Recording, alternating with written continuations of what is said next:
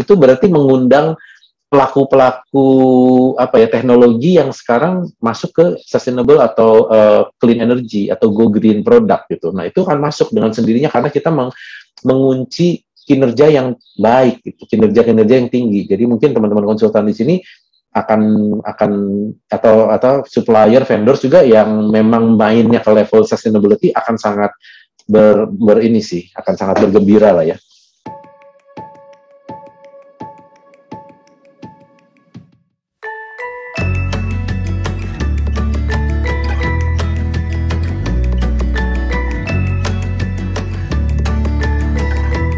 Nah, tadi Pak Sibarani juga sempat menyampaikan bahwa yang diharapkan dari sebuah kota dari IKN ini adalah kan mendapatkan inovasi-inovasi teknologi terbaru dari teman-teman material juga salah satunya Pak ya. Nah, kebetulan juga hari ini kita juga bersama MBS. Di sini kita sudah kehadiran Pak Michael Datu Haryo Setio. Selamat siang menuju sore Pak Datu. Selamat siang menuju sore Mas Bayu ya. Nah, ini tadi kita sudah mendengarkan pemaparan dari Pak Sibarani mengenai mereminder kembali tentang desain IKN dan juga sedikit update ya Pak Sibarani. Tadi sempat disampaikan bahwa yang diharapkan dari desain IKN itu adalah terciptanya konteks baru, kehidupan baru, dan juga dibutuhkan berarti kan support dari teman-teman produk material building nih Pak. Nah, dari sisi master builder sendiri mungkin boleh juga dipaparkan Pak apa saja inovasi-inovasi yang bisa mendukung sebetulnya mengenai desain ibu kota baru negara ini juga Pak, seperti itu. Dan mungkin juga boleh di-share juga apa sih MBS itu Pak sebetulnya dan bagaimana itu akhirnya bisa masuk ke Indonesia seperti itu. Silakan Pak Datu. Selamat siang teman-teman sekalian. Selamat siang Mbak Cica, Mas Bayu dari Katalog Pro ya. Di sini saya ingin mencoba menjelaskan apa sih MBS ini, Master Builder Solution Indonesia ini. Terus bagaimana ceritanya kok kita bisa masuk ke Indonesia. Nah ini jadi di presentasi saya sendiri saya bagi menjadi 4 bagian nih, Mas Bayu sama Mbak Sisa. Di sini kita ada mengenai company profile kita sendiri, terus produk portfolio yang ada di MBS ini seperti apa. Terus kalau kita bicara inovatif produk nih ya, tahun ini atau dari akhir-akhir tahun ini, kira-kira dari MBS ini ada produk apa, dan sedikit banyak mengenai project reference ya. Ya, jadi ini mengenai MBCC Group ya. Jadi sebenarnya MBS ini kita adalah bagian dari MBCC Group. Jadi kalau saya mau bicara sedikit, MBCC Group ini adalah apa sih? Jadi kita adalah supplier construction chemical, di mana bahan dasar dari produk-produk kami itu adalah bahan chemical atau bahan kimia yang biasa kita gunakan untuk supporting dalam bisnis atau bidang konstruksi. Jadi memang mostly dari produk-produk kami itu adalah produk-produk kimia sebenarnya. Nah, di sini sebenarnya kami dari MBS ini tergabung menjadi satu grup, kita sebut namanya MBCC. Nah, di grup ini tuh selain MBS kita juga ada PCI, kita juga ada Thermotech, Wabo, dan ini adalah beberapa rekanan kami di grup MBCC. Nah, tadi saya sempat mention nih sama Mbak Ziza juga. Jadi gimana nih, kapan kita bisa masuk dan di mana saja sih mengenai MBS ini? Jadi kalau saya bisa bicara, jadi MBCC Group sendiri ini kita sekitar 2,6 billion euro ya net value kita di tahun 2019. Kita tidak hanya ada di Indonesia, jadi kita punya 120 manufacturing site di seluruh dunia dengan total employee sekitar 7.000 dan kita berada di 60 negara untuk saat ini. Nah, di sini kita yang tadi bilang nih di awal, apa sih MBS itu? Jadi kita adalah muka baru, tapi badannya lama nih. Jadi bisa kelihatan di sini bahwa kita sendiri baru sebenarnya untuk di MBCC kita baru starting di akhir tahun 2020. Jadi di bulan Oktober, kalau kita bicara bulannya berarti baru sekitar 8 bulan kita di Indonesia untuk MBCC Group ini.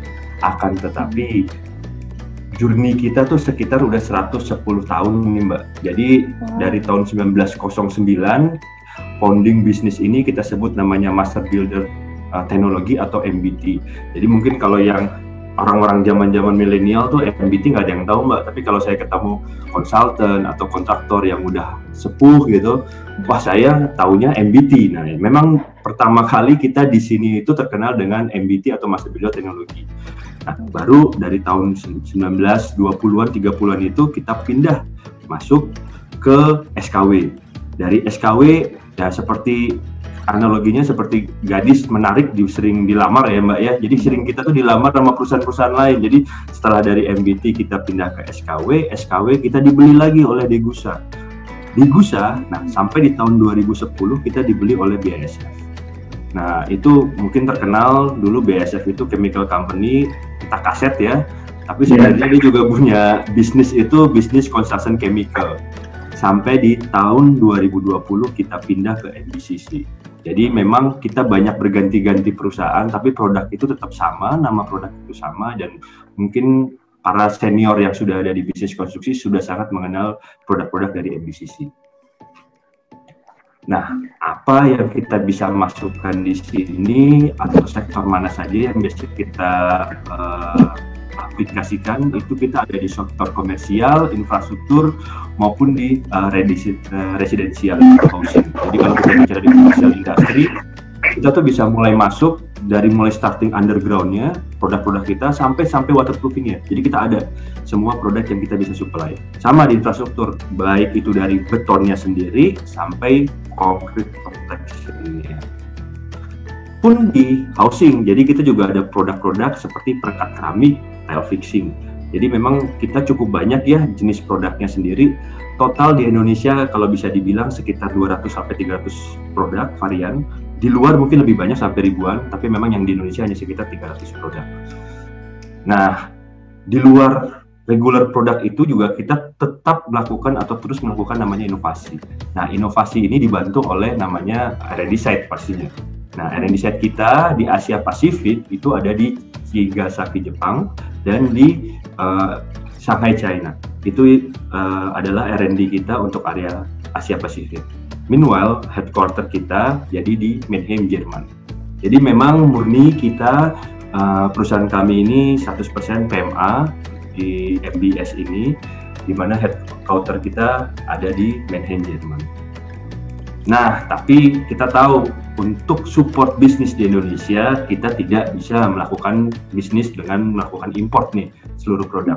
Oleh karena itu, kita juga sudah ada pabrik di Cikarang dari tahun 1993, jadi sudah cukup lama, di mana ini terletak di Jababeka, seluas pabrik itu 1,5 hektar, dan di sini kita juga mempunyai produksi baik itu powder maupun resin untuk produk-produk administratif. Di luar itu juga kita sudah mempunyai sertifikat ISO yang sangat dibutuhkan biasanya untuk standar safety dan segala macam, Mbak. Jadi memang kita sudah punya sangat komplit sekali standar dari ISO maupun safety yang diperlukan sebagai salah satu supporting dokumen untuk terutama perusahaan-perusahaan yang bergerak di bidang kimia ya Mbak. Nah, di mana letak posisi kita sebenarnya? Jadi di Indonesia sendiri kita itu head office ada di daerah Jababeka tadi, tapi kita juga punya beberapa side office di Surabaya dan di Medan. Dan hampir di tiap-tiap titik area di Indonesia kita juga punya bisnis partner atau rekenan yang bisa dihubungi. Sampai di remote area pun kita juga ada yang nanti bisa dihubungi untuk mencari tahu produk-produk kami itu seperti apa, maupun membantu juga dalam produk-produk aplikasinya. Jadi memang kita bisa mengcover hampir seluruh area yang ada di Indonesia. Nah, itu sedikit gambaran mengenai Master Builder Indonesia dari company profile sendiri. Mbak Sisa sama Mas Bayu ya. Oke, kalau boleh, silakan, Mas nih Pak. Kalau boleh nanya nih Pak, kan tadi udah cerita tentang sejarahnya dan kemudian mengenai apa aja varian produknya, kategorinya, apa aja sih nih Pak kategori produk dari MBS ini seperti itu? Jadi kalau produk-produk sendiri, nah nanti di presentasi saya selanjutnya ada nih Mbak secara detail ya. Okay. Tapi produk-produk kami ini tuh memang sangat menyeluruh ya Mbak ya, dari konkritnya sendiri kita juga ada chemical support untuk konkrit, maupun sampai di hilirnya seperti additifnya. Nah, untuk detailnya mungkin saya masuk ke produk portfolio ya Mbak, kalau boleh. Silakan Pak. Boleh ya? Oke. Jadi di MBCC Group ini produk-produk kita apa saja? Jadi di MBCC Group ini kita menjadi 3 bagian, yaitu 1 administrasi sistem, kedua production system, dan ketiga adalah produk spesialis. Jadi administrasi sistem ini adalah produk-produk yang kita pakai atau kita gunakan di mana untuk mensupport concrete manufacturers. Kita juga ada di segmen administer ini produk-produk untuk support area tunneling maupun mining maupun others. Sedangkan di construction system business, segmen yang kita provide, sektor yang kita provide untuk produk-produk kami yaitu ada di produk segmennya flooring, segmennya tile, repair maupun waterproofing. Di luar itu juga part of MBCC Group seperti saya bilang di awal, kita juga ada wood protection dan mud colorization. Hanya saja di MBS Indonesia sendiri kita hanya terbagi dari administer dan construction system saja. Jadi kita hanya bergerak atau produk-produk kami hanya di bisnis administer dan construction system. Jadi saya coba remind lagi, memang produk kami ini ada di concrete administer, di mana kita customer kami ini adalah concrete manufacturer atau precast manufacturer seperti ready mix, precaster. Di semen aditif juga salah satu customer kami adalah semen manufacturer, semen Indonesia dan segala macam. Kita juga ada supporting untuk underground, grouting, repair kalau ada permasalahan mengenai crack atau spoiling, kita juga ada produk, maupun waterproofing, sealant, dan flooring. Ini adalah general segmen dari Master Builder Solution Indonesia. Nah, kalau saya bicara sedikit nih mengenai solution untuk konkret, apa sih produknya ini? Jadi produk kami ini, balik lagi kan tadi saya bilang ini adalah chemical ya. Jadi chemical yang kita masukkan atau aditif yang kita masukkan ke dalam beton, di mana tantangan atau solusi yang diminta oleh concrete manufacturer adalah mereka ingin supaya karakteristik dari beton itu sendiri terjaga. Maksudnya apa? Misalkan saya harus ngecor nih, jaraknya sekitar 6 kilo atau 10 kilo dengan kondisi traffic yang berat atau traffic jam di Jakarta. Tapi konkret itu pada waktu diproduksi di ready mix manufacturer sampai di site, dia harus mempunyai flowability yang terjaga. Nah, tugas kami adalah memasukkan aditif supaya pada waktu konkret itu sampai di lapangan, flow-nya itu masih terjaga. Tidak ada drop atau tidak keras pada waktu digunakan, jadi gampang diaplikasikan. Nah, itu adalah tugas dari aditif. Maupun kita dibutuhkan apabila ada konkret atau beton yang dia ingin mempunyai mutu tinggi nih. Nah, kalau mutu tinggi biasanya kan airnya dikurangin nih. Kalau kita tambahkan air biasanya mutunya rendah. Nah, saya pengen nih mutu tinggi beton tapi airnya sedikit, tapi gampang diaplikasi. Nah, inilah tugasnya aditif kami untuk menjaga flowability tanpa menambah jumlah air di dalam beton. Nah, ini adalah beberapa solusi kami untuk konkret. Kita juga ada solusi untuk semen, di mana di semen ini produk kami itu adalah Master Sem Series. Nah, di sini kita bisa untuk membantu semen aditif atau semen manufacturer untuk supaya efisiensi dalam produksi itu menjadi ringan. Jadi saving cost bagi mereka. Dan kita juga bisa di sini mereduce CO2 emisi yang biasa dihasilkan oleh semen manufacturer. Nah, di sini adalah beberapa solusi yang kami berikan untuk semen manufacturer. Kita juga ada concrete repair di sini. Jadi concrete repair kami biasanya digunakan untuk kalau ada permasalahan di struktural konkret, entah itu crack, injeksi, dan segala macam. Nah, kita punya beberapa jenis produk yang kita kategorikan sebagai Master Protect Series dan Master Emaco Series, yang di sini produk-produk ini bisa memberikan lower maintenance, jadi durability yang baik, dan yang pasti adalah saving cost bagi customer kami itu sendiri. Nah, ini yang ada menarik nih, flooring. Biasanya kalau flooring atau lantai ini yang paling banyak warna Jadi kita juga memprovide beberapa produk yang sangat berhubungan dengan lantai, di mana lantai ini diperlukan untuk menjaga aktivitas yang ada di atasnya supaya tidak sering repair, supaya tidak sering ada masalah. Jadi mungkin kalau di pabrik itu bisa cepat produksi terus tanpa sering bolak-balik repair. Kita juga ada beberapa produk di sini yang bisa menjaga durability atau menjaga konsistensi dari area tersebut. Nah, brand kami yang di sini ada di Master Top Series maupun di Ucrit nama produknya. Dan memang ini sekarang sering dipakai terutama di food and beverage company. Karena dengan standar HACCP yang sering dibutuhkan atau hygiene, di situ biasanya standar tinggi sekali untuk area-area terutama di food and beverage. Nah, di luar yang tadi di atas ya, kalau kita bicara waterproofing kan mainnya di atas tanah, lantai juga di atas tanah. Kita juga ada beberapa produk yang bermain di bawah atau di underground. Nah, di underground ini, nah ini nih, biasanya teman-teman kita yang di underground udah jarang lihat matahari, karena tiap hari mereka masuk gorong-gorong, makanya. Iya, betul.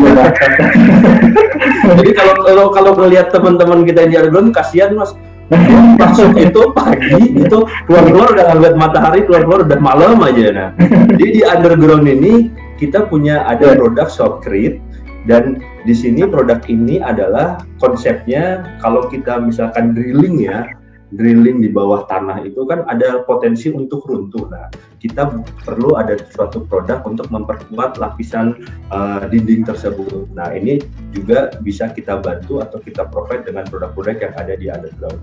Pun kalau misalkan di bagian-bagian lereng nih Mas, kalau misalkan bagiannya kan sering berbukit-bukit nih, misalkan kontur tanahnya yang tadi Bapak Sibarani sempat mention nih, kan ada potensi runtuh nih atau longsor. Bagaimana sih cara memperkuat slopingnya dan segala macam supaya kita bisa aman bekerja di bawahnya atau kita ingin membuat suatu bangunan di bawahnya. Nah, perkuatan terhadap sloping itu juga bisa digunakan menggunakan produk-produk.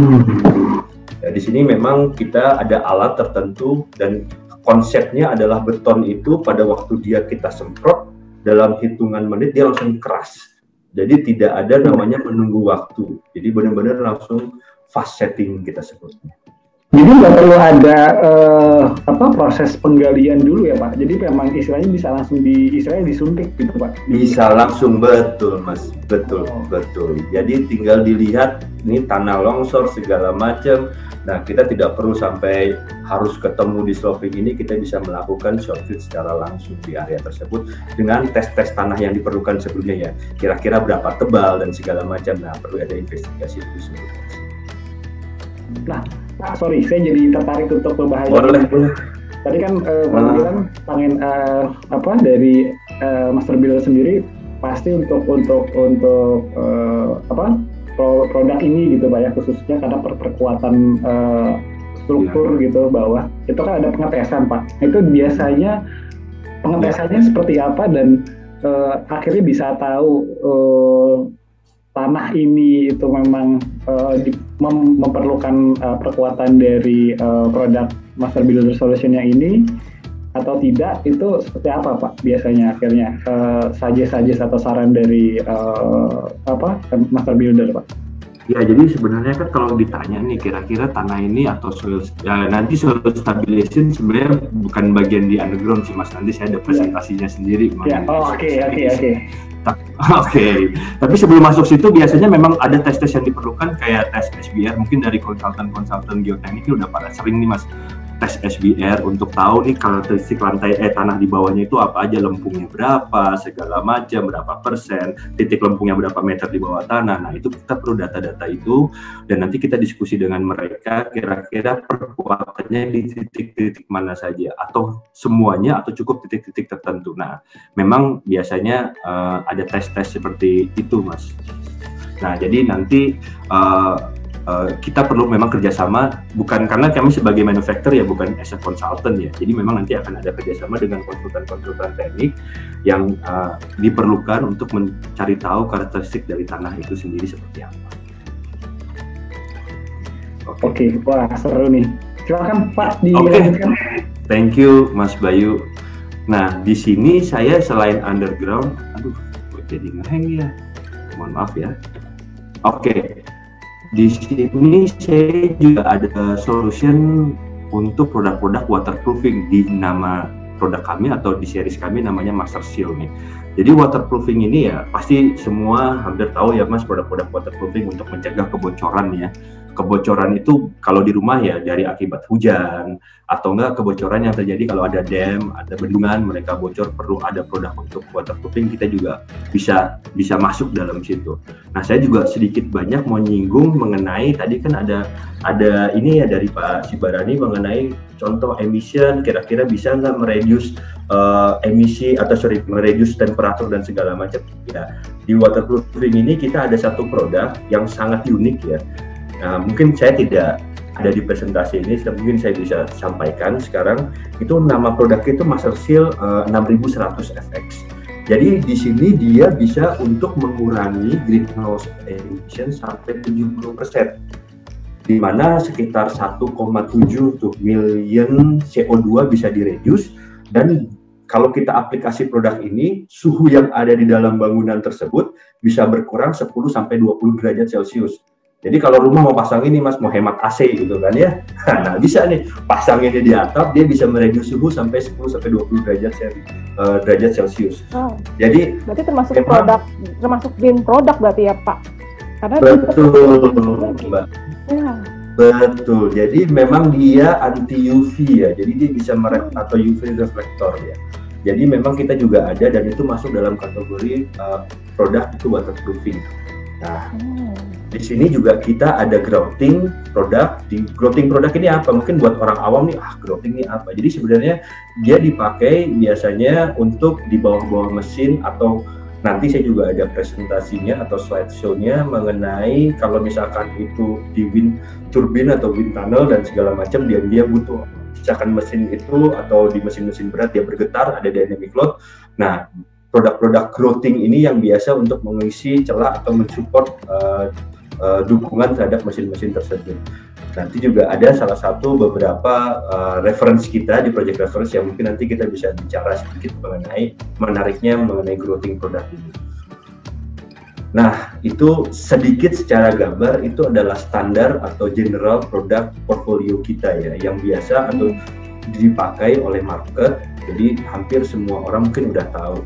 Nah, yang belum tahu yang di nomor 3 ini nih, mungkin karena ini inovatif produk dari MBSI yang mungkin baru kita launch dari tahun lalu atau tahun ini, yang mungkin beberapa market yang belum tahu atau teman-teman belum tahu.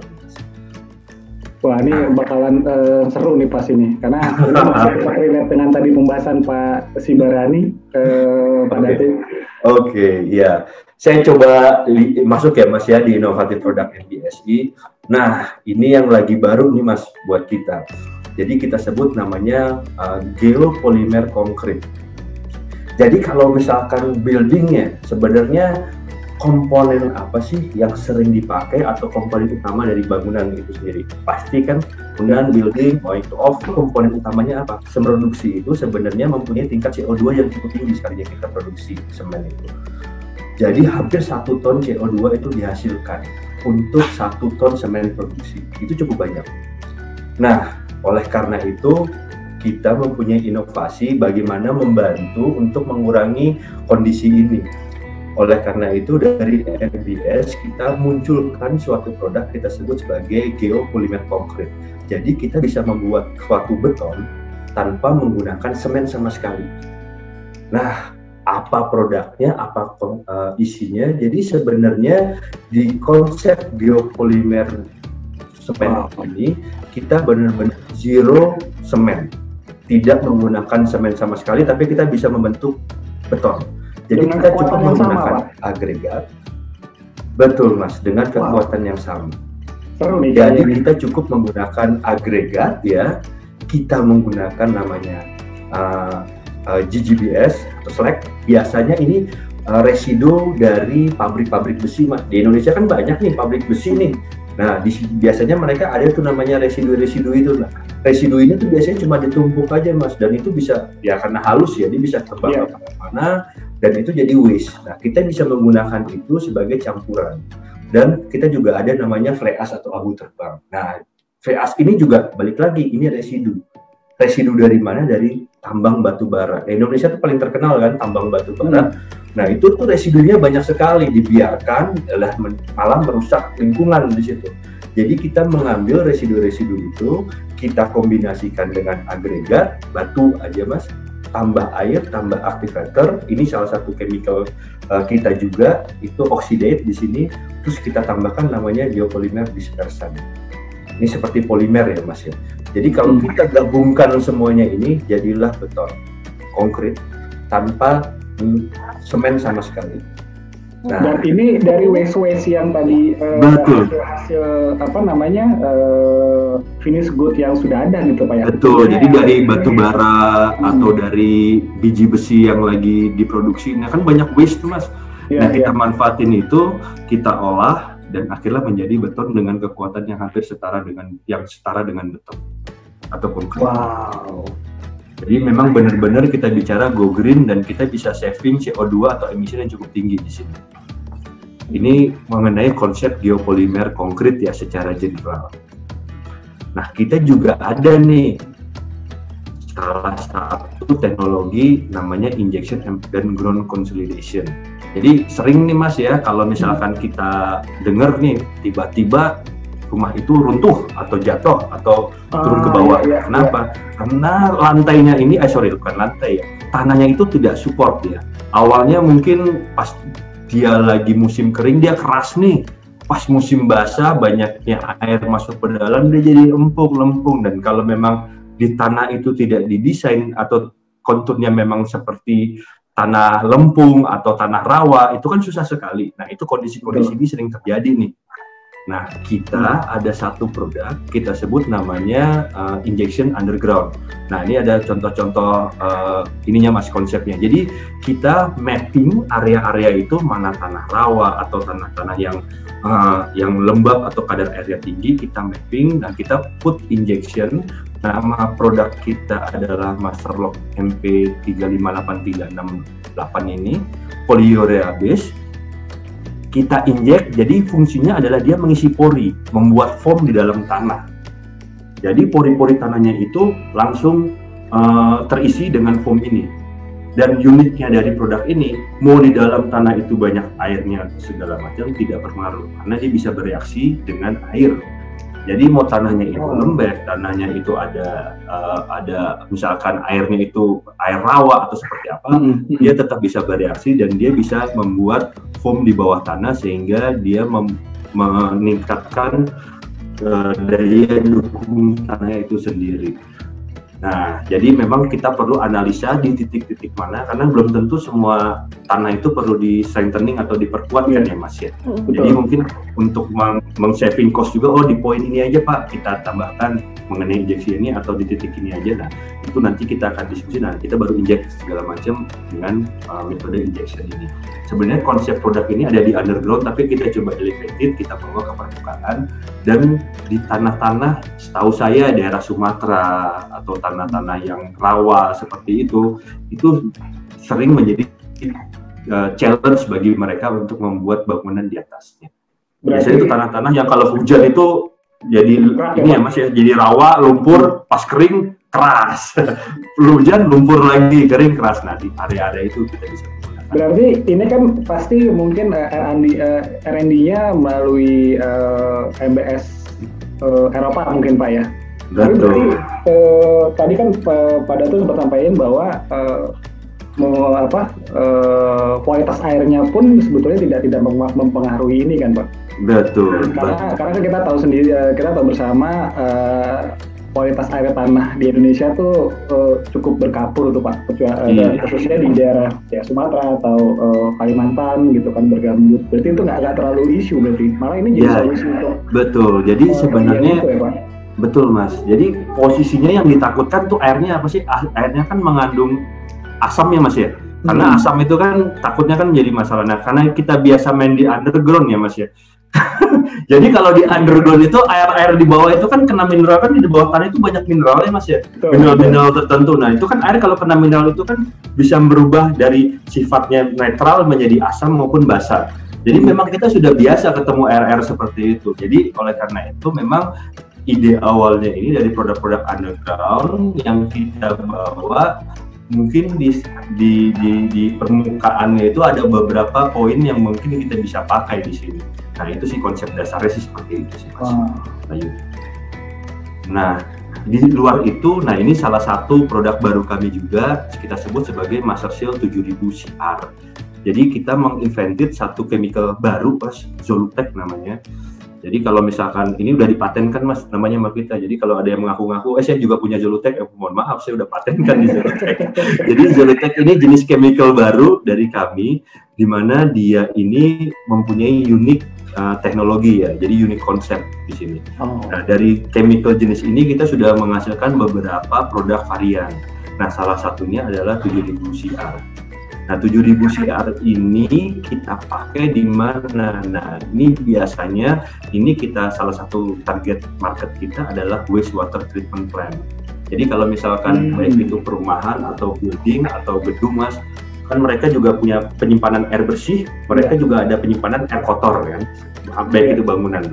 Nah air kotor ini kan kalau misalkan secara tata lingkungan kan nggak boleh Mas, air kotor ini langsung dibuang, biasanya mereka dimurnikan dulu sampai kadar tertentu baru dibuang.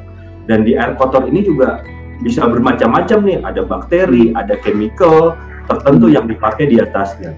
Nah biasanya di area WWTP ini atau wastewater, airnya itu mengandung asid. Oleh karena itu penyampungannya itu dia harus punya dua fungsi, satu sebagai waterproofing supaya air dari dalam itu nggak lari keluar, nggak bocor karena nanti bisa ngefek ke tanah-tanah sekitarnya. Kedua, dia double protection, dia juga harus punya selain waterproofingnya dia harus punya protective coatingnya karena asam ini bisa merusak beton. Jadi kalau propertis zaman dulu tuh WTP pakai dua konsep, dia pasang waterproofingnya terus diproteksi lagi untuk kekuatan terhadap chemical. Nah dengan produk ini dia udah punya dua konsep, dia waterproofing yang ada, terus ketahanan terhadap chemicalnya ada, jadi benar-benar bisa mengurangi waktu untuk pekerjaan. Jadi sekali pakai langsung dapat dua fungsi jadinya. Dan yang terakhir adalah produk inovatif kita ini untuk wind energy ya. Mungkin di Indonesia untuk power plant-nya masih rata-rata tuh kan PLTU, uap, air, gas. Tapi sebenarnya di luaran itu ada yang udah terbarukan dan energi itu tinggi, yang masih banyak itu angin Mas. Nah di negara lain itu udah menggunakan ini tenaga angin ini. Nah tapi sebenarnya tidak segampang ini karena dia butuh suatu fondasi yang kuat untuk menahan dynamic load dari kasarnya angin ini ya Mas, kipas angin ini ya kita bicara ya. Nah di sini adalah kita mempunyai suatu produk yang bisa mempunyai atau memperkuat daya dukung dari bangunan ini sendiri biarpun terjadi dynamic load. Nah memang kita fungsikan untuk offshore maupun onshore untuk wind turbine seperti itu. Nah ini bisa menjadi solusi buat mungkin proyek-proyek yang di tepi pantai atau mungkin yang mining yang mungkin concern materialnya membutuhkan kekuatan daya tahan garam Pak ya, air laut seperti itu ya Pak. Betul. Nah jadi memang ini juga memang didesain terhadap chloride maupun sulfate yang mungkin ada di area-area atau bangunan-bangunan yang ada di tepi pantai ya Mas ya. Karena di situ kan air garamnya kan tinggi ya di situ. Yeah. Nah di sini beberapa JB ada banyak nih Mas, tapi saya coba singkatkan aja sekitar 4 produk inilah. Tapi kalau dipanjangin nanti bisa 1 hari Mas kita bicara mengenai produk-produk kayak biasa. Yang terakhir saya tuh Pak, nanti setelah pemaparan sebetulnya ada berapa banyak sih Pak? Nanti ya Pak dijawab ya Pak. Boleh. Nah jadi itu yang tadi saya highlight mengenai inovatif produk. Nah ini sedikit banyak saya mau coba balik lagi Mas ya, jadi karena kita memang bukan pemain baru, kita pemain lama, saya juga punya beberapa project reference. Nah ini beberapa project reference di luar Mas yang ada, tapi yang saya mau highlight di sini, ini kalau mungkin udah pada tahu ya beberapa menara tertinggi yang ada di dunia dari Burj Khalifa maupun dari Mekah Royal. Nah ini kita hampir masuk ke sebagai salah satu supplier untuk support bangunan-bangunan ini, terutama yang di Burj Khalifa ini Mas. Sedikit cerita, jadi ini kan bangunan cukup tinggi ya, 828 meter. Nah ini tuh sebenarnya kan di atas pakai beton Mas atau pakai konkrit. Nah tingginya tuh 600 meter. Kalau kita pakai konkrit biasa, kita pompa dari bawah ke atas, belum nyampe 600 meter di atas sudah nyangkut semua di tengah. karena udah keburu kering. Betul, udah keburu kering.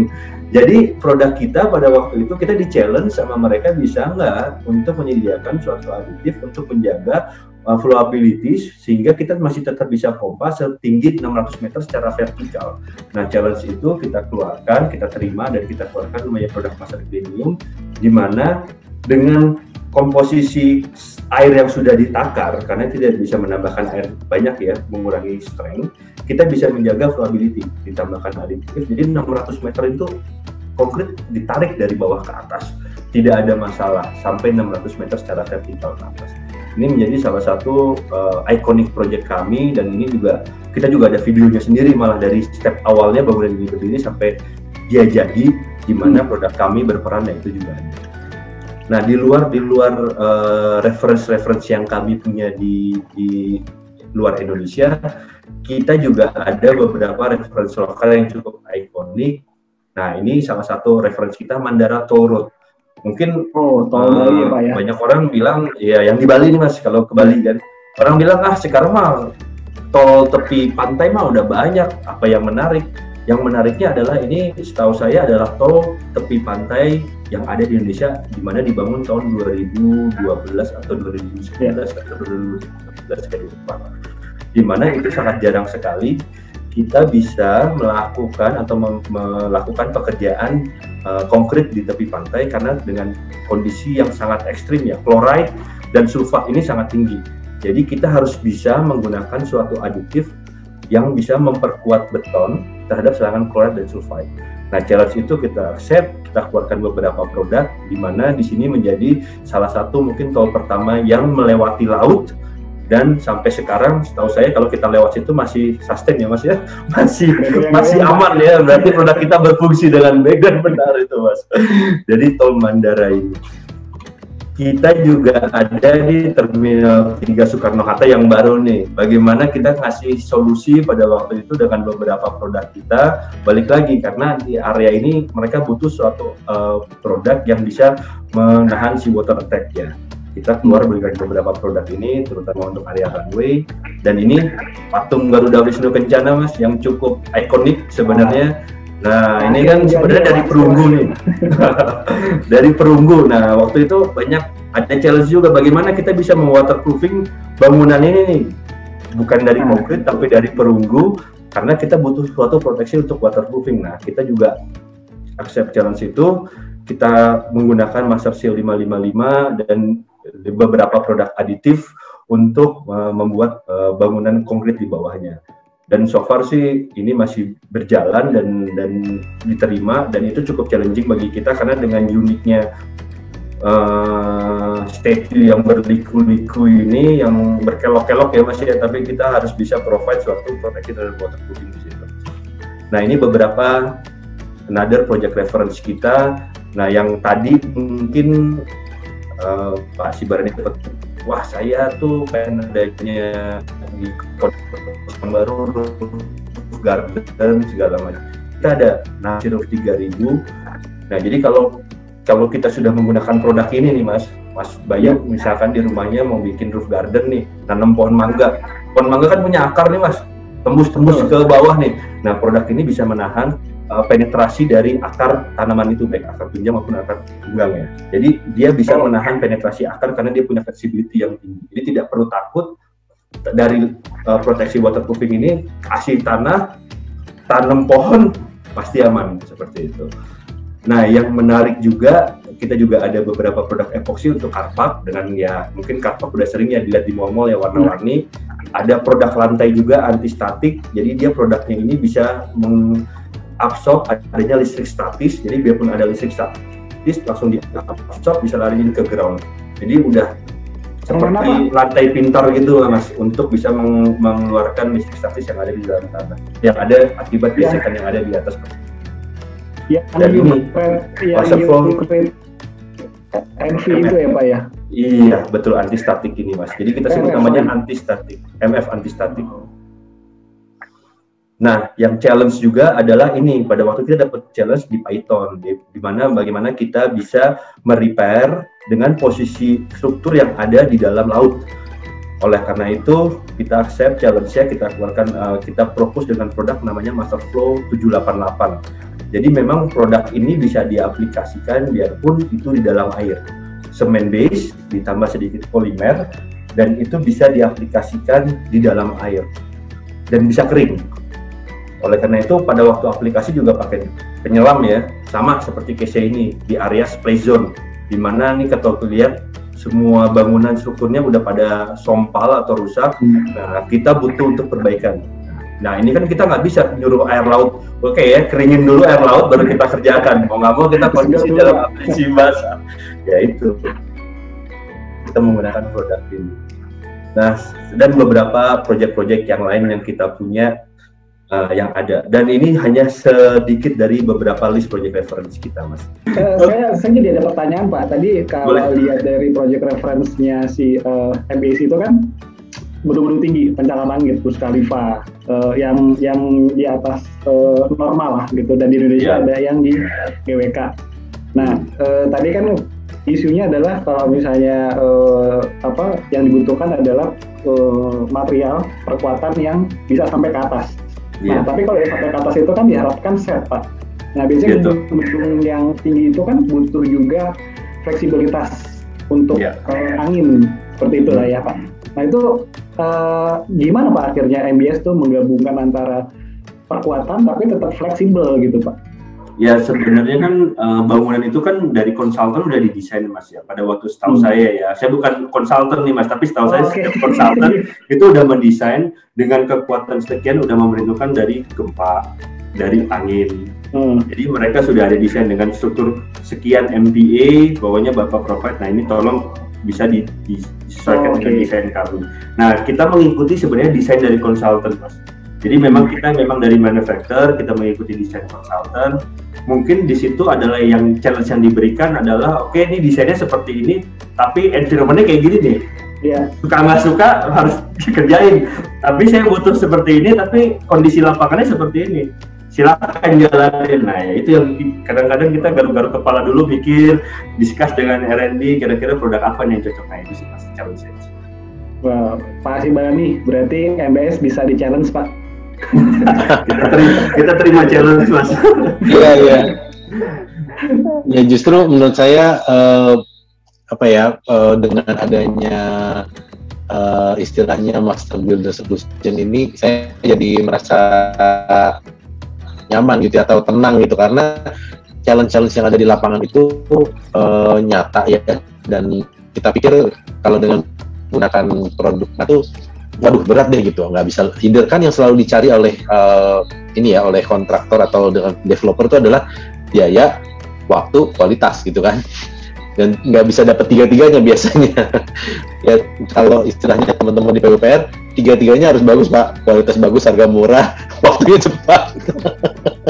Nah itu kalau dilempar kepada para vendor atau juga teknologi and material supplier, ya challenge ini yang kita harapkan gitu. Ya tapi saya melihat sudah banyak produk-produk unik lah dari MBS ini yang menurut saya kasarnya gini, yang mau menginvestasikan produknya untuk sesuatu yang responding kepada challenge, akan harusnya mempunyai winning edge gitu ya untuk bisa masuk di IKN, karena IKN bukan di Jawa atau di Tangerang Selatan yang bangunnya tanahnya rata gitu dan bisa bangun sampai tua gitu ya, kita beresin aja itu nggak bisa habis tanahnya gitu. Kalau di sini satu bukit aja nih kita mikir, dan setiap area kita pergi ke kiri ke kanan itu kayak personality itu kita ngelihat personality manusia yang berbeda gitu. Yang ini bukit ini nih cantik, bagus, melekuk ke sini mau ke sana, tapi ganasnya nanti di bagian tebing yang ini gitu. Bergeser ke sebelah kiri beda lagi, nggak ada istilahnya. Makanya teman-teman PU itu sempat mulainya pendekatannya, kita buat tipologi saja Mas, supaya kita bisa cepat gitu ya, tipologi kopi. Saya bilang Pak, setiap saya berjalan 10-15 meter, bangunan bukit itu beloknya ke kiri, ke kanan, belok Pak, nggak ada yang sama.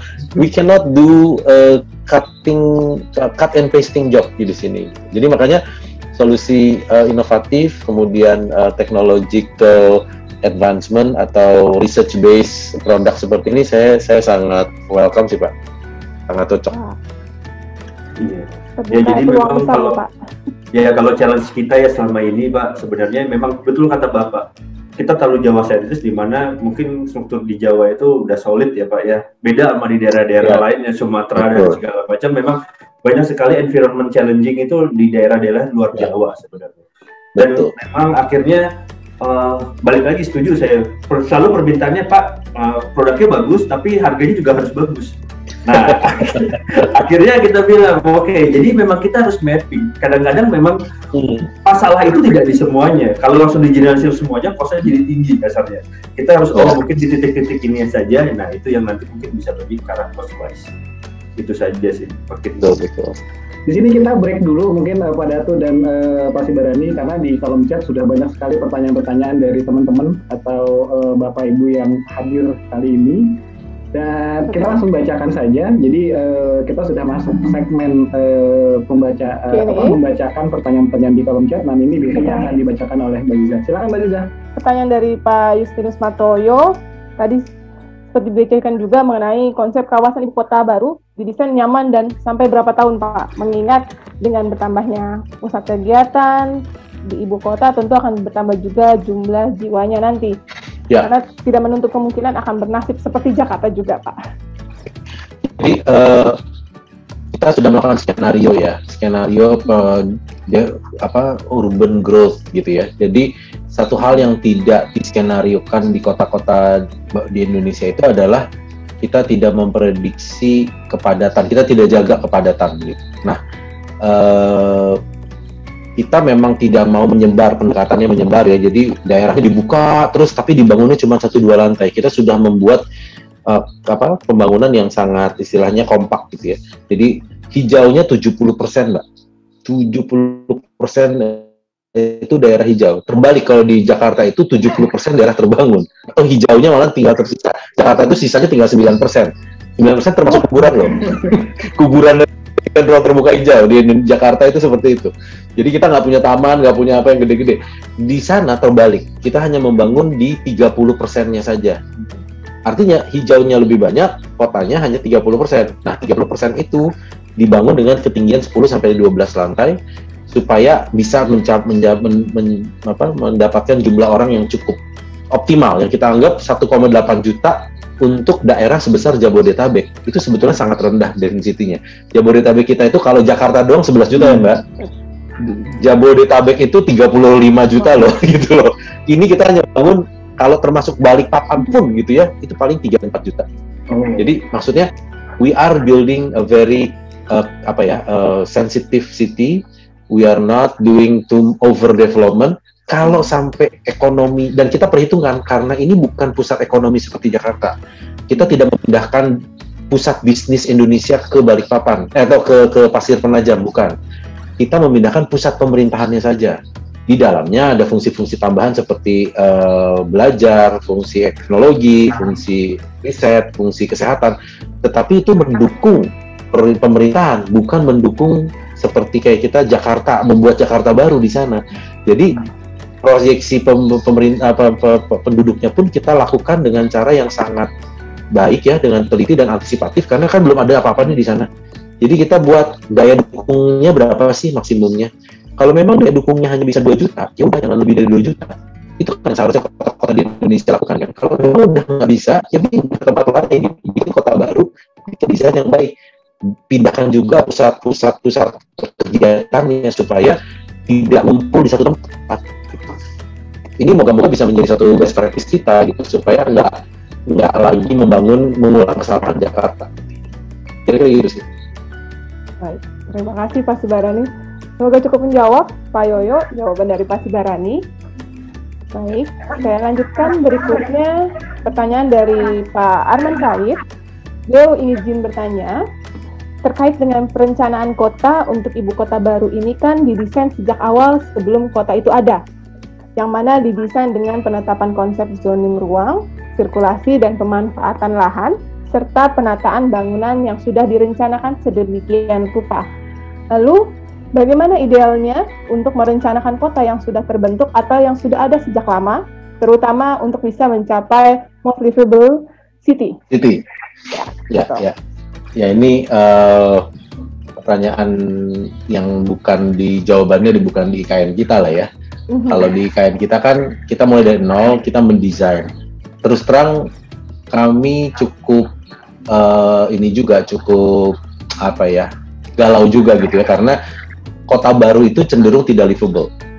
Contoh ibu kota baru ya, Canberra itu dibanding Sydney dan Melbourne lebih enak tinggal di Melbourne dan Sydney. Canberra itu kota sepi gitu ya, kota yang steril kalau saya bilang. Sama juga dengan kalau kita mungkin ke Washington DC gitu ya, atau ke Putrajaya gitu ya, itu tidak se-livable kota-kota lain sebetulnya. Dan livable ini kan ada banyak macam ya, ada yang kata kuncinya livable itu kan adalah layak huni, tetapi ada satu kata lagi adalah lively gitu. Lively itu kan artinya semangat, berdinamika, mempunyai kota yang membuat orang-orang tuh happy tinggal di dalamnya gitu ya. Nah, justru kota yang lebih livable, chances-nya adalah karena nilai society-nya tinggi, itu adalah kota-kota lama sebetulnya. Jadi sebetulnya yang perlu kita lakukan di sini adalah keseimbangan antara membangun kota baru dan membuat suatu budaya baru di dalamnya. Itu susah tuh, membuat ibu kota. Putrajaya itu nggak ada budayanya sekarang. Kalau saya datang ke Putrajaya, isinya orang-orang yang datang pagi, siang, terus malamnya pulang ke rumahnya gitu. Itu kotanya kosong gitu. Karena terlalu dekat dengan Kuala Lumpur ya. Kalau di Kalimantan moga-moga nggak. Jadi mereka kalau datang dari Jakarta terus datang pagi, pulangnya naik pesawat balik lagi gitu, itu uangnya harus habisnya di jalan gitu. Tapi jangan juga mereka hanya tinggal di Balikpapan setiap hari. Tapi nongkrongnya di Balikpapan, kerjanya cuma di ibu kota kita, dan bolak-balik kota itu kosong juga. Nah itu kan sulit gitu ya. Tapi menurut saya harus ada suatu economic reason why you are there. Makanya ibu kota kita ini dicanangkan juga tidak terlalu steril, isinya kota pemerintahan dan pegawai negeri. Justru salah satu kriteria kami adalah kalau bisa 50% the people di ibu kota itu adalah masyarakat umum. Sehingga dia datang, kenapa? Dia memang berbisnis di dekat ibu kota. Siapa sih yang mengisi misalnya Washington DC? Itu adalah orang-orang yang memang berhubungan dengan merapat dengan pemerintahan, kontraktor yang memang punya proyek dengan kementerian, atau bisnis yang memang berhubungan dengan pemerintahan gitu. Jadi memang government businesses gitu ya. Nah itu kalau jadi, itu akan menjadi menarik. Nah sekarang kita balik ke kota yang udah lama, mau dibuat lebih baik, yaitu perlu yang namanya redevelopment dan juga transformasi kota, rejuvenation kota lama ya. Nah jadi kota lama itu masalah utamanya adalah infrastruktur, Pak. Mbak, jadi infrastruktur yang seperti Jakarta itu infrastrukturnya sudah ratusan tahun, apalagi kota lamanya. Nah, makanya investasi kota lama itu investasinya besar, makanya harus dibantu, quote unquote harus dibantu oleh pemerintah kotanya atau pemerintah pusat untuk dibangkitkan. Caranya adalah dengan harus, kalau kota lama tuh caranya main puzzle. Jadi kalau nggak ada kotak puzzle bolongnya, kita nggak bisa geser-geser bendanya gitu ya. Kan kotanya ribet nih, seperti puzzle yang masih belum ke-solve nih. Supaya semuanya dengan baik, kita harus punya lubang yang pertama nih. Supaya masalah pertama bisa digeser ke situ, kita geser dengan adanya peluang baru, kita geser lagi masalahnya. Nah, kota-kota tua di Indonesia itu tuh nggak punya ruang untuk bisa mentransformasi karena tidak ada puzzle kosong itu. Tidak ada tempat buat kita bertumpu untuk memulai usahanya. Jadi masalah kita tuh ribet terus, makanya setiap wali kota dan gubernur, bupati di kota-kota yang lama di Indonesia tuh bilangnya, Pak, susah Pak, ini warisan dari sebelumnya. Dan tidak ada suatu cara buat dia, ya istilahnya ada yang hanya melakukan secara kosmetik ya, dibagusin di luarnya gitu, tapi tidak bisa membereskan masalah di dalamnya gitu. Ya beberapa hal seperti masalah air, masalah kebanjiran. Kota-kota tepi pantai kita semua sudah kena rock terus dan mundur terus. Ada juga yang ke penurunan kualitas air dan juga penurunan land subsidence. Itu semua kalau tidak ada intervensi besar, kota itu fail. Itu akan there are cases bahwa kota itu mati ya. Dan di kota-kota di luar negeri itu banyak, ada kota yang dulu ada sekarang nggak ada. Itu kan pernah baca ya cerita Atlantis gitu, nggak ada. Kenapa sih dulu ada? Dulu ada tuh kota-kota di Mesopotamia juga yang tiba-tiba hilang, penduduknya pindah gitu karena sudah gagal kotanya. Dan bukannya tidak mungkin kota-kota di Indonesia pun akan ditinggalkan kalau ada suatu istilah kita guncangan hebat gitu ya. Misalnya ya amit-amit, tapi misalnya kota coastal kita naik aja airnya by 0,5 meter aja, itu seluruh Jakarta Utara kita itu kena itu. Karena daerah kita, ya itu, tanggul kita jebol aja, udah kota kita kebanjiran. Ya, dan itu real. Biden sendiri bilang, in 10 years, Jakarta akan tenggelam. Yes. Sebaiknya Anda pindah sebelum 10 tahun. Ini yang rumahnya di Tanjung Priok sama Apik rada deg-degan ya, Pak. Iya, Pak. Juga Jakarta Barat dekat dengan Pak, saya di Puri. Wah. Ketinggiannya cuma 8 meter, 7 meter. Melanjutkan pertanyaan tadi dari Pak Sibarani, dan ini juga saya akan membacakan pertanyaan untuk MBS nih Pak sekarang. Ya. Nah ini pertanyaan dari Pak Wilfried Simanunta. Selamat sore Pak Wilfried, dan Pak Wilfried menanyakan ke Pak Mikael. Halo Pak Mikael, mohon referensi untuk crack lantai beton dengan kapasitas cracknya itu berupa hair crack Pak, jadi retak rambut, di mana sebelumnya untuk lantai warehouse sudah dilapisi hardener. Crack timbul setelah beberapa bulan kemudian setelah aktivitas loading unloading. Oh mungkin ini yang lebih mencakup heavy traffic duty nih Pak ya. Silakan Pak David. Ya, jadi sebenarnya dengar ya Mas suara saya ini. Ya, clear Pak. Ya, oke. Ya, jadi sebenarnya untuk repair masalah crack kita bisa menggunakan injeksi ya. Tapi alangkah baiknya nanti kita perlu melakukan survei nih Mas. Karena apa? Ini kan terjadi setelah proses loading dan unloading ya. Jadi ya, nah ini yang perlu dicek apakah memang yang dibutuhkan hanya sebagai cosmetic repair saja nih. Jadi kalau cosmetic repair tuh yang penting nggak kelihatan cracknya ketutup jadi manis, udah bisa dipakai. Kita bicara konsep itu cosmetic repair, atau ini benar-benar untuk future repairnya. Jadi benar-benar totally soft dari bawah sampai atas nih. Nah kalau memang hanya cosmetic repair ya cukup di patching atau dengan produk-produk cementitious based injeksi. Tapi kalau memang pengen dicari tahu detailnya seperti apa ya perlu investigasi lebih lanjut. Apakah ada settlement dari lantainya segala macam. Nah itu mungkin nanti konsepnya atau produk yang dipropose akan berbeda ya. Tapi memang perlu dicari tahu dulu sih ini rencananya atau tujuan endingnya itu seperti apa. Nah ini kebetulan masih ada Pak Wilfried-nya di sini. Pak Wilfried mungkin mau menyalakan audionya Pak dan videonya untuk bisa langsung menanyakan ke Pak Mikael. Silakan Pak. Oke, makasih Pak Michael. Halo Pak Wilfried. Wah belum kenal Pak kita, karena manggil saya masih Mikael Pak. Belum CS. Dato Pak silakan. Oke, Pak Dato. Sorry Pak Wilfried bercanda. Jadi sebenarnya yang dibutuhkan adalah untuk feature repair Pak. Jadi karena ini terkait dengan loading unloading warehouse ya, material barang yang sangat berat ya. Iya. Dibutuhkan itu sih sebenarnya Pak. Oke, ya. Jadi kalau memang nanti ke depannya ini akan berat Pak, jadi kita perlu cek nih Pak. Ini kan cracknya sampai, biarpun di permukaan namanya hair crack ya Pak ya, tapi kita kan nggak tahu di seberapa dalam cracknya nih Pak. Perlu diinvestigasi. Jadi kalau konsep repairnya sebenarnya kita fit up, dan nanti kita baru isi materialnya Pak. Atau enggak kita menggunakan konsep injeksi yang tadi seperti itu. Nah, jenis apakah nanti itu resin atau yang lain. Nah, nanti kita perlu cek lebih detail Pak. Kalau Bapak berkenan, mungkin nanti kita bisa diskusi lebih lanjut atau kita butuh survei visit dulu nih Pak. Seberapa banyak mesti dicek juga soalnya ini loading unloadingnya seberapa berat bebannya nih, heavy-nya seperti apa Pak, traffic-nya seperti apa dulu.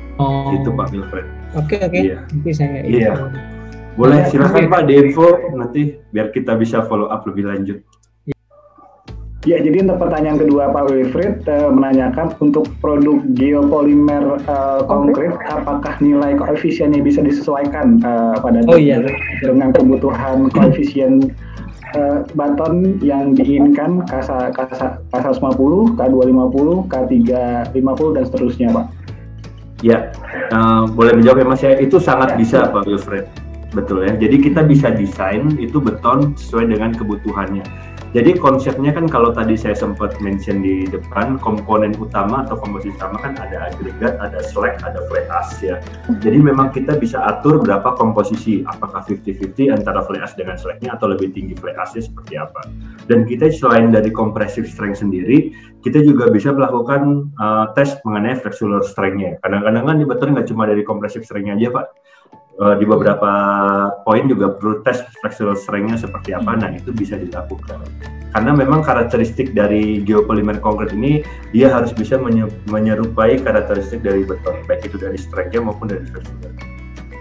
Oke, berarti ini bisa digunakan untuk jalan juga bisa. Ya ini materi bisa. Jadi yang kita lakukan sekarang Pak, jadi di beberapa kasus dari customer kan mereka mempunyai residu yang berbeda-beda nih. Jadi jenis residu kan yang tadi secara bilang ada slag, ada fly ash, tapi kan jenis residunya kan berbeda-beda nih karakteristik seperti apa. Paling yang kita lakukan, kita ambil sampelnya, kita formulasi di lab kita, nanti udah ketemu komposisinya, nanti kita bilang Pak tinggal ini hasilnya komposisinya sekian persen sesuai dengan target strength-nya yang dibutuhkan oleh Bapak. Jadi memang tergantung desain. Kisaran biaya harga per kubiknya apakah sama dengan beton atau lebih tinggi ini? Oh, jadi yang pasti gini Pak, kalau ngomong harga kayaknya kita offline-nya di Pak Japri Pak. Biar tenang gitu ya Pak dan lebih mendalam kita bisa diatur gitu pertemuan Pak dan betul ya, Pak. Nanti saya bisa kasih Pak nanti di email aja ke kita untuk estimasi harganya. Yang pasti dengan adanya pengurangan semen itu pasti akan lebih kompetitif. Oke, banyak. Di sini kita juga membagi kategori produk dalam ketiga kategori. Di sini ada arsitek interior, kemudian civil work dengan subkategorinya, dan juga MEP dengan subkategorinya. Dan seperti yang kita lihat, di sini kita akan membahas mengenai Master Builder Solution. Rekan-rekan bisa langsung masuk ke dalam halaman Master Builder Solution. Kemudian di sini lengkap dengan informasi profilnya dan juga ada supporting di sini. Jadi ketika ada kebutuhan dari rekan-rekan untuk produk Master Builder Solution, rekan-rekan tinggal klik di sini. Di sini sudah tertera nomor handphone Bu Josephine. Terima kasih sudah hadir atas waktunya. Kemudian juga terima kasih sekali lagi kepada Pak Sibarani Sofyan atas waktunya dan kesempatannya. Pada tuh. Terima kasih juga kepada Pak Michael Datu Hariseto, dan juga Bu Josephine di sini. Ya, pada tuh Bu Jo. Ya, selamat Pak Sibarani ya. Terima kasih juga kepada para partisipan yang sudah meluangkan waktunya untuk hadir dalam acara kali ini. Jangan lupa untuk tetap saksikan program katalog lainnya. Setiap hari Rabu jam 2 siang kita ada Product of the Week. Setiap hari Jumat kita ada Pro Talks. Dan juga ada acara special talk show lainnya bersama kolaborasi dengan produk-produk inovatif lainnya. Jangan lupa saksikan terus dan tetap sehat. Assalamualaikum warahmatullahi wabarakatuh. Selamat sore.